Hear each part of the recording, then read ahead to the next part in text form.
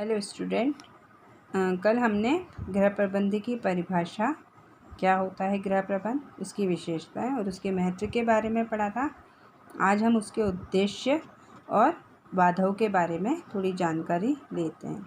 तो शुरू करते हैं। गृह प्रबंध का मेन उद्देश्य क्या होता है? सबसे पहला, उपलब्ध पारिवारिक साधनों से पारिवारिक लक्ष्यों की पूर्ति करना ही गृह प्रबंध का मुख्य उद्देश्य होता है ना। इसका मतलब क्या है कि जब सभी परिवार जब तक कोई भी लक्ष्य निर्धारित नहीं करते हैं, उस लक्ष्यों की पूर्ति जब तक नहीं होती, तब तक ये जो गृह प्रबंध है इसका कोई मतलब नहीं रहता है। मेन उद्देश्य क्या है कि हमारे जितने भी लक्ष्य हमने निर्धारित किए हैं, उन लक्ष्यों की हम पूर्ति कर सकें और हमारे घर को हम अच्छे से मैनेज करते हुए चला सकें। ये सभी हमारा उद्देश्य रहता है। हर परिवार का एक उद्देश्य यही रहता है ना। तो सबसे पहला इसमें क्या उद्देश्य के लिए सबसे पहले क्या ज़रूरत होती है? परिवार के सभी सदस्यों की आवश्यकताओं की पूर्ति हो। मतलब चाहे वो छोटे से छोटा बच्चा हो, चाहे वो बड़े से बड़ा, चाहे हमारे दादा दादी हों, चाहे वो छोटा 1 साल का भी बच्चा, उसकी जो भी आवश्यकताएं हैं वह सभी आवश्यकताएं पूरी कर सके, तभी वो परिवार क्या कहलाया जाता है? एक अच्छा परिवार माना जाता है और उसको परिवार का जो प्रबंधन है वो बहुत अच्छा माना जाता है। इसके लिए सबसे ज़्यादा गृहिणी को क्या ज़रूरत पड़ती है? इसमें मेन रोल कौन निभाता है? गृहिणी। ठीक है। तो गृहिणी को सभी चीज़ों के बारे में पता रहता है कि किस एज के बच्चों को क्या ज़रूरत है, हमारे घर में अभी क्या ज़रूरत है। तो जो भी है सभी जिस सदस्य की आवश्यकता पहले ज़रूरी है, तो हम उसकी आवश्यकता को पहले पूरी करें। सबकी आवश्यकताएं ज़रूरी होती हैं, उसके बेस पर सभी की ज़रूरत होती है। पर जैसे कि अगर हम मान लेते हैं 2 भाई बहन हैं, ठीक है। एक की आवश्यकता है कि उसको एक बाइक चाहिए, दूसरे की आवश्यकता है कि उसकी स्कूल फ़ीस जमा करनी। तो अभी हमें क्या दिख रहा है, क्या ज़रूरी है? उसको स्कूल फ़ीस जमा करनी, वो ज़्यादा ज़रूरी है, वो ज़रूरी नहीं है बाइक लेना। ठीक है। तो अभी हम क्या करेंगे कि हम पहले, अगर हमारे पास इतना नहीं है, इतना बैलेंस नहीं है, इतना पैसा नहीं है कि हम दोनों चीज़ें एक साथ कर सकें, तो हम पहले क्या करेंगे, जो ज़्यादा आवश्यक है वो पहले पूरी करेंगे। 1 महीने हमने पहले वो पूरी कर दी, उसको 3-4 महीने बाद फिर उसको बाइक दिला दी। तो हमें पता है सबकी आवश्यकताएं होती हैं, सबकी आवश्यकताओं की ज़रूरत भी है, पर वो बाइक के बिना अभी 4-5 महीने निकाल सकता है, ऑटो से ट्रैवल कर सकता है ना। किसी के साथ ट्रैवल कर सकता है, कारपूल कहते हैं ना जिसे, वो कर सकते हैं। तो इस तरह से वो अपना काम निकाल सकता है। पर अगर उसकी स्कूल की फ़ीस जमा नहीं कराएंगे, तो उस बच्चे को उस स्कूल से निकाला भी जा सकता है। तो हमारी ज़रूरत क्या है? जो ज़रूरत ज़्यादा है उन आवश्यकताओं को पहले पूर्ति करके, मतलब सभी सदस्यों की आवश्यकताओं के बारे में जानकारी होनी चाहिए और उनकी पूर्ति करके ही हमारा लक्ष्य कंप्लीट माना जाता है। दूसरा क्या है? सीमित आय में अधिकतम आवश्यकताओं की पूर्ति करना। जितनी आपकी आय है उस हिसाब से सभी की आवश्यकता, एक तो सभी सदस्यों की आवश्यकताएं पूरी हो सके, और दूसरा आवश्यकता की पूर्ति किस बेस पर होती है? जब तक कि हर चीज़ उसको सही मिले, हमारे को पौष्टिकता भी बरकरार रहे, लोगों के मतलब सभी पढ़ाई लिखाई भी सही चलती रहे, पौष्टिक घर में खाना वगैरह है वो भी पौष्टिकता से बने, और हम जो भी सामान खरीद के ला रहे हैं वो वेस्ट ना हो, वो सभी यूज़ में आए। ये सभी चीज़ें क्या होती हैं? छोटी छोटी सी चीज़ें हैं, वे सभी आवश्यकताओं की पूर्ति होनी चाहिए। ठीक है। जैसे अगर हम कुछ भी चीज़ नहीं ले रहे हैं, उसमें हम सबसे पहले यही देखेंगे कि जो ज़्यादा मतलब आज हमने टीवी लेने गए, तो टीवी में देख रहे हैं कि ये एक टीवी मतलब पुराने बेस पर चालू है, अभी कुछ नया चीज़ आ रही है। अब जैसे अब हम चलो मोबाइल ये 4K आ रहा है, स्मार्ट टीवी है, ये 4K है। तो अभी कौन सी टेक्नोलॉजी ज़्यादा चलेगी? 4K। तो हम कौन से पे जाएंगे? हम दूर की भी सोचते हुए चीज़ें खरीदेंगे, तो हम 4K वाली चीज़ें पहले लेना चाहेंगे। या जैसे अब हमारे पास मोबाइल है, अब हम नया मोबाइल लेने जा रहे हैं, तो नए मोबाइल में हम क्या देखेंगे कि अगर किसी मोबाइल में 5G है या बैटरी लेवल ज़्यादा है, ये ज़्यादा चलता है और या कंपनी सबसे अच्छी कौन सी है, पैसों में 1-2 हज़ार का अंतर अगर आ भी रहा है पर हमें वो लॉन्ग टर्म चीज़ मिल रही है, अच्छी चीज़ मिल रही है, तो हम पहले उसमें पैसा थोड़ा सा ज़्यादा लगा के हम उसको ख़रीदना चाहेंगे। तो यही सब चीज़ें ध्यान में रखते हुए अपने घर का प्रबंधन करना चाहिए।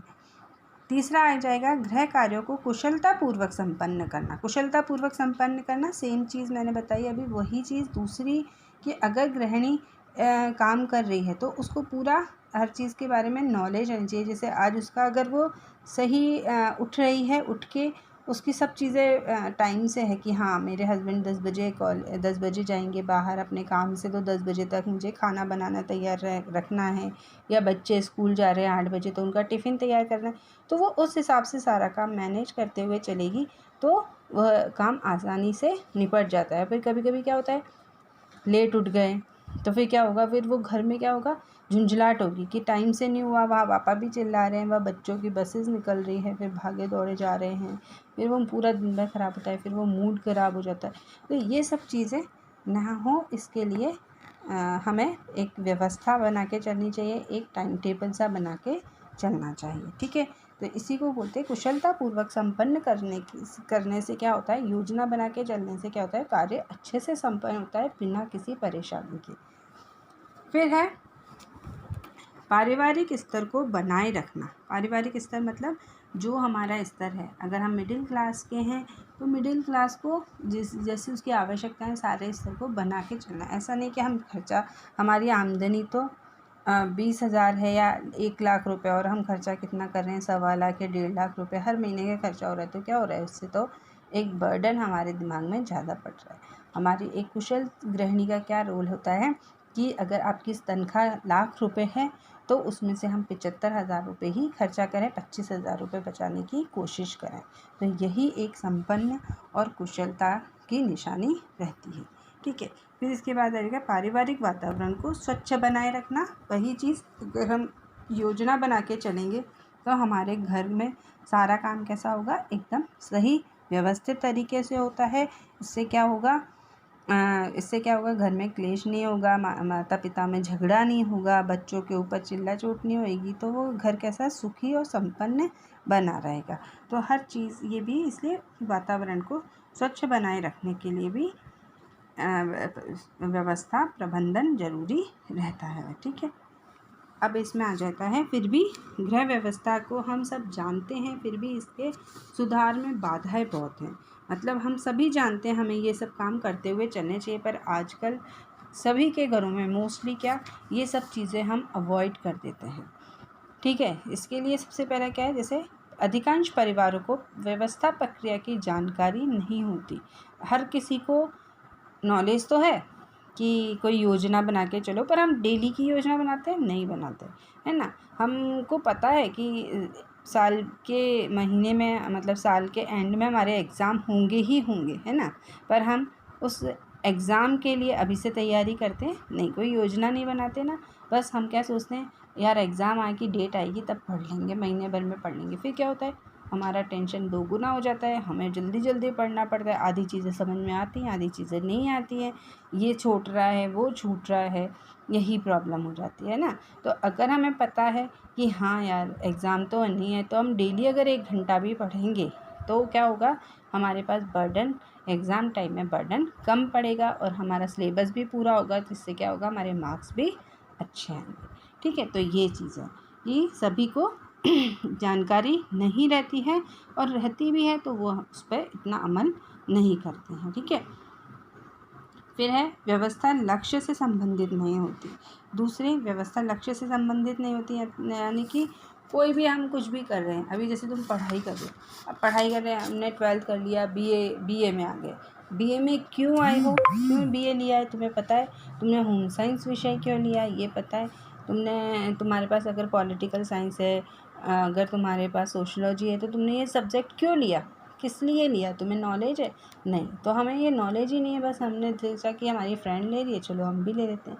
अब कुछ नहीं करना है तो बीए पढ़ना तो है ही, कॉलेज तो बीए ही पढ़ लो, है ना। तो ये चीज़ें होती हैं, तो ये हमें क्या है, ये इसलिए हमें पता ही नहीं है कि कोई लक्ष्य ही नहीं है कि हमें ये बनना है। अब हम ये चाहते हैं कि कोई आईएएस बनता है तो उसको पता है कि हाँ मुझे ये आईएएस बनना है, तो मुझे हिस्ट्री लेनी है, हिस्ट्री में मुझे ये चीज़ें करनी है, या जो भी आप पढ़ाई कर रहे हो उसमें बहुत अच्छे से पढ़ाई करनी है। हमें इन सब छोटी छोटी चीज़ों की नॉलेज रखनी है, डेली न्यूज़पेपर पढ़ना है, अपडेट रहना पड़ेगा, तो हम ये सभी अपने लक्ष्यों को निर्धारित कर पाएंगे। ये कैसे बहुत ही कम होते हैं, 10% 20% लोग होते हैं, बाकी के 80% कैसे होते हैं, हाँ बस जो फ्रेंड ने ले लिया बस वही लेना है हमें, तो है ना।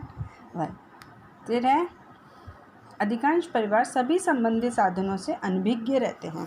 मतलब हमने बीए ले लिया, अब बीए में भी ऐसा नहीं है हर कोई सोचेगा बीए ही लिया यार इसने तो बीए लिया ही क्या करेगी, ऐसा नहीं है ना। हर किसी को नई नॉलेज होती है कि एक एक सब्जेक्ट का अपना अलग अलग स्ट्रीम रहती है, अपनी अलग अलग एजुकेशन बहुत अच्छी है, हर चीज़ हर सब्जेक्ट अपने अपने आप में बहुत अच्छा है, उसमें बहुत वाइड है, उसमें बहुत सारी जॉब अपॉर्चुनिटीज़ हैं, पर हमें उस चीज़ के बारे में नॉलेज नहीं होती है। हर किसी को नॉलेज नहीं होती, अधिकांश परिवार को इस बारे में नॉलेज नहीं होती, जिससे क्या होता है कि वो इधर उधर ही भटकते रहते हैं या फिर उनको वो लक्ष्य को प्राप्त नहीं कर पाते हैं। ठीक है, अब जैसे अगर हमें पता है कि अब हमें कुछ चीज़ छोटी से छोटी चीज़ मान लो कि आज हमें शक्कर लेनी है, ठीक है, अब हमें यही नहीं पता हम यार शक्कर हम लाएंगे कहाँ से, हमें यही नहीं पता कि ये शक्कर मिलेगी क्या, क्या भाव की है, तो हम जी कितने पैसे ले जाएं, तो हम क्या करते हैं, हम ज़्यादा से ज़्यादा पैसे ले जाते हैं,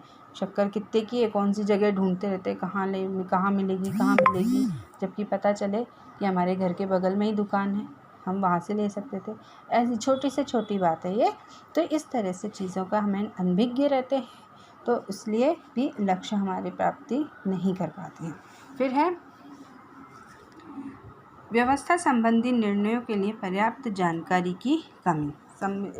मतलब किसी को व्यवस्था के बारे में जानकारी नहीं रहती है कि हमें किस तरह से हमारी समस्याओं को सॉल्व कर सकते हैं। ठीक है, अब जैसे हमारे पेट में दर्द है तो लोग पता ही नहीं चल पा रहा है कि पेट में दर्द क्यों है, अब क्यों है, इसके लिए हमें क्या करना पड़ेगा, डॉक्टर के पास जाना पड़ेगा। तो पहले हम डॉक्टर को लोग बाग क्या करने लगते हैं, अपने घरेलू इलाज करने लगते हैं, आज ये कर लिया आज वो कर लिया, फिर क्या बीमारी धीरे धीरे क्या होती है बढ़ती चली जाती है।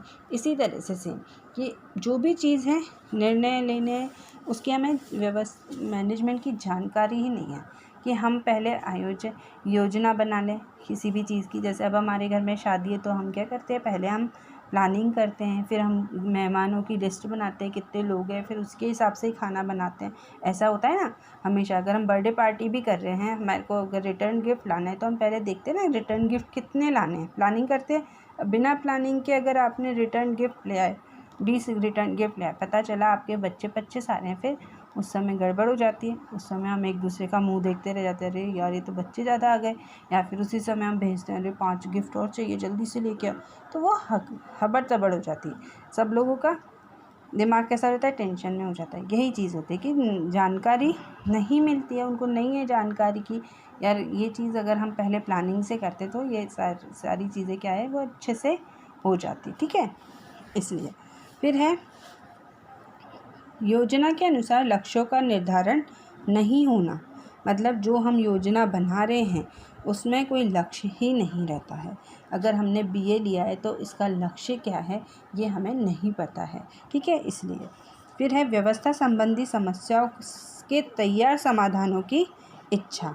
जो भी समस्या है उसके मतलब उसका पता है कि जब जैसे इसमें यह है कि अगर हमें पता है कि हमारी जो समस्या है उसका समाधान हमारे पास है, पर हम ढूंढते रहते हैं अरे यार कहाँ करें। हमें पता है कि हमें डॉक्टर के जाना चाहिए, हमारे को पेट दुख रहा है तो मेरे को पहले डॉक्टर को दिखाना चाहिए, या फीवर आ रहा है, अभी कोरोना का टाइम चल रहा है, फीवर आ रहा है तो हमें शायद थोड़ा बहुत डॉक्टर से कंसल्ट कर लेना चाहिए। पर फिर भी एक डर के कारण, एक हमारी अनभिज्ञता के कारण हम उस चीज़ को अवॉइड करते जाते हैं, और कभी कभी ये बीमारी जो है वो घातक सिद्ध हो जाती है। ठीक है, तो यही चीज़ होती है कि हम तैयार नहीं रहते, संसाधनों का हम यूज़ करने के लिए हम तैयार नहीं रहते कि हमें ये चीज़ करना है, हमें ये इस तरह से हम करेंगे तो हमारे लिए ज़्यादा अच्छा रहेगा। तो यही चीज़ इसलिए जो व्यवस्था है वो सही प्रकार से संपन्न नहीं हो पाती, गृह का प्रबंधन अच्छे से प्रकार से नहीं हो पाता। इसके बाद लास्ट टॉपिक है इसका, व्यवस्था का उत्तरदायित्व परिवार के सभी सदस्यों पर होता है। मतलब जब हम प्रबंधन कर रहे हैं उसके लिए हमें सभी परिवारों के जितने भी सदस्य हैं उनको जिम्मेदारी लेनी पड़ेगी। अभी हमारे घर में कोई मेहमान आ रहा है, हमारी मम्मी सफाई कर देती है, ठीक है। अब हमें सभी सदस्यों का एक इन्वॉल्वमेंट रहना चाहिए कि उस सफाई को बरकरार रखें, ठीक है। अगर सभी सदस्य, एक भी सदस्य अगर उस चीज़ को पालन नहीं करता है तो घर में कहाँ दिखेगी, गंदगी दिखने लगेगी। तो यही चीज़ होती है, अगर हम सभी ये सभी चीज़ें जो रहती हैं, अगर हमने सोचा है, हमारी मम्मी ने सोचा है कि हर महीने हमें 20,000 रुपये बचाने हैं, तो 20,000 रुपये बचाने के लिए सभी सदस्यों को उनका सहयोग करना पड़ेगा, ठीक है। एक्स्ट्रा खर्चा थोड़ा, इस महीने पता है कि हमारे ज़्यादा खर्चा आने वाला है, इस महीने ज़्यादा खर्चा नहीं करना, हमारे कैंटीन में थोड़ा सा कम खाना है ना।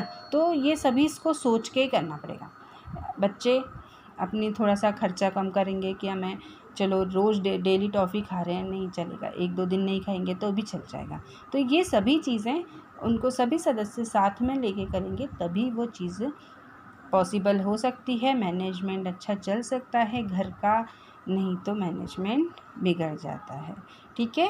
तो ये हो गई गृह व्यवस्था में किस सुधार में बाधाएं आती हैं। ये सभी चीज़ों से क्या होता है, हमारी गृह व्यवस्था होती है वो प्रॉपर नहीं चल पाती है। इसके बाद गृह प्रबंधन को समझने में भ्रांतियाँ, क्या क्या भ्रांतियाँ हैं, क्या क्या गलत हम लोगों ने मन में बना रखा है, ये सब टॉपिक हम कल पढ़ेंगे। Okay, bye.